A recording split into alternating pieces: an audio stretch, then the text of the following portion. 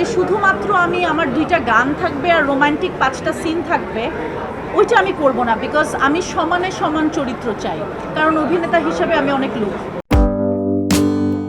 বিনোদন জগতের অভিনেত্রী, লেখক ও নৃত্যশিল্পী আসনা হাবিব ভাবনা ছোট পর্দার মাধ্যমে জনপ্রিয়তা অর্জন করেছেন। বড় পর্দায় তার অভিনীত প্রথম সিনেমা অনিমেষ আইস পরিচালিত ভয়ঙ্কর সুন্দর। অভিনয়ের পাশাপাশি তিনি একজন পেশাদার শাস্ত্রীয় নৃত্যশিল্পী। ছোটবেলা থেকেই তিনি নাচের সঙ্গে যুক্ত রয়েছেন, আবার নিয়মিত লেখালেখিও করেন ভাবনা। অমর একুশের বইমেলায় তার একাধিক উপন্যাস প্রকাশিত হয়েছে, যার মধ্যে গুলনেহার ও তারা উল্লেখযোগ্য।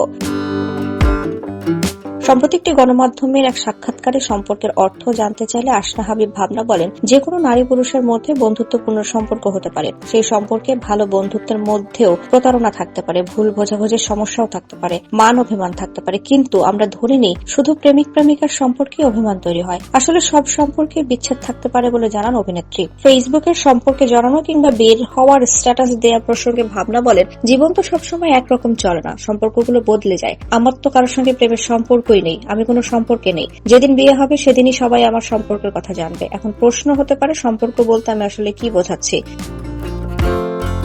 প্রেম ছাড়াও তো নানা ধরনের সম্পর্ক হতে পারে, সেগুলো থেকেও বের হয়ে আসা যায়। সেটা নিয়েও তো আমার স্ট্যাটাস হতে পারে। পার্লারে যাওয়া প্রসঙ্গে ভাবনা বলেন, পার্লারে কি শুধু শুটিং থাকলেই আসতে হয়? শুটিং নেই, ব্যক্তিগত প্রয়োজনেও যাওয়া হয়, নিজেকে সময় দেওয়া হয়। কয়েকদিন কাজ নিয়ে খুব ব্যস্ত ছিলাম। কোন কাজে শুটিং শেষ করলেন? এর উত্তর অভিনেত্রী বলেন, ইরফান সাজ্জাদ দিঘির একটি ওয়েব সিনেমায় অভিনয় করেছি, পরিচালনা করেছেন সুমন ধর। সিনেমার প্রথম কিস্তির কাজ শেষ, এখন দ্বিতীয় লটের শুটিং শুরুর অপেক্ষায় আছি, এটি ঈদে আসবে। অভিনেত্রী দিঘির সঙ্গে কেমন সম্পর্ক? এই প্রশ্নের জবাবে দিঘি বলেন, সে বয়সে আমার অনেক ছোট, কিন্তু ওর সঙ্গে আমার ভালো মিল আছে। বয়সে ছোট হলেও সম্পর্কটা বন্ধুত্বপূর্ণ।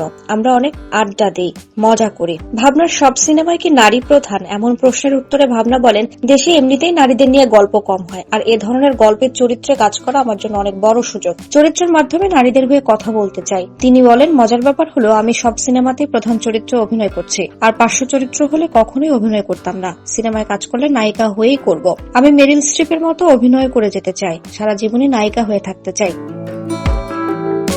এমন সিদ্ধান্তের কারণ হিসেবে অভিনেত্রী বলেন, যারা পার্শ্ব চরিত্রে অভিনয় করেন তাদের সম্মান জানাই। আমি কোনো চরিত্রকে ছোট করতে চাই না, সব চরিত্রই গুরুত্বপূর্ণ। কিন্তু আমাদের দেশের প্রেক্ষাপটে যদি একবার পার্শ্ব চরিত্রে নাম লেখাই, তখন প্রযোজক পরিচালকরা সেই চরিত্রের জন্যই ডাক দেন। আমাদের এখানে যোগ্যতার ভিত্তিতে কাজ দেওয়ার ক্ষেত্রে প্রফেশনালিজমের অভাব রয়েছে। তিনি বলেন, আমার নিজেরও অনেক চিত্রনাট্য পড়ে মনে হয় পার্শ্ব চরিত্রে অভিনয় করা উচিত, কিন্তু নায়িকা হিসেবে ভবিষ্যতের কথা ভেবে তা করি না। এ পর্যন্ত রাখেন একটা ইন্টারভিউ।